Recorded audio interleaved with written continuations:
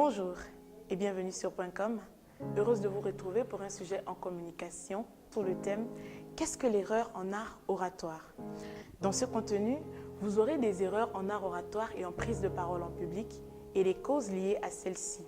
Et dans un autre contenu, des solutions pour y remédier. Nous précisons cependant que la liste n'est pas exhaustive. Alors, définir comme un état d'esprit qui tient pour vrai ce qui est faux et inversement, l'erreur dont nous parlons ici est plutôt assimilée à un échec. C'est-à-dire, ça peut être une prise de parole ratée, des objectifs non atteints ou un public pas réceptif ou peu réceptif. Quelles peuvent en être les causes? Premièrement, le manque de préparation, puis le manque de maîtrise du sujet, ensuite le stress.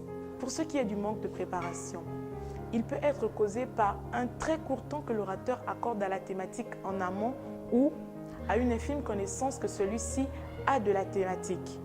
Il développe donc des mécanismes pour se retrouver dans le sujet face à un public devant lequel il a l'habitude de s'exprimer. Sauf que souvent, les publics diffèrent et que donc, il y a des attentes différentes.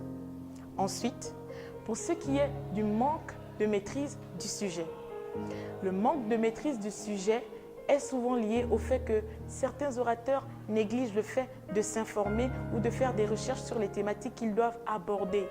Ça entraîne un manque de logique dans les informations qu'ils dispensent à l'auditoire ou à l'assistance. Le problème serait que dans l'auditoire, il y ait des personnes mieux préparées que l'orateur et donc plus aguerries sur le sujet qu'il est en train de développer. Vous passerez donc pour faux. Enfin, le stress. Parler de stress aujourd'hui revient à toucher un sujet qui ne bénéficie que de remèdes et n'a pas encore connu un antidote définitif. Le stress est une réaction normale de l'organisme. Cependant, il y a des méthodes qui permettent de le soulager et de mieux le gérer. L'idéal serait que votre stress ne vous empêche pas de développer vos idées. Donc, prenez le dessus sur lui, respirez un grand coup.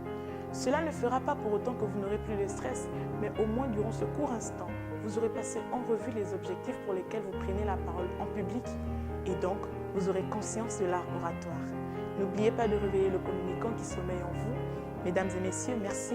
C'était Sabrina Kelly derrière votre écran et à très bientôt pour un nouveau contenu.